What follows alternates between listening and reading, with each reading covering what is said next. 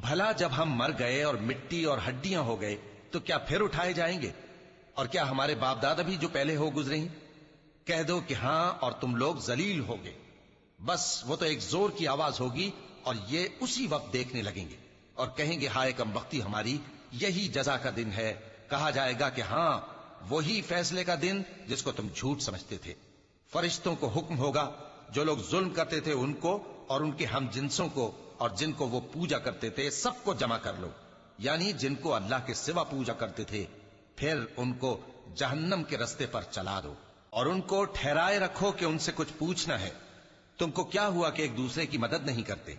اصل بات یہ ہے کہ آج یہ لوگ اپنی غلطی تسلیم کر رہے ہیں اور وہ ایک دوسرے کی طرف رخ کر کے سوال و جواب کریں گے۔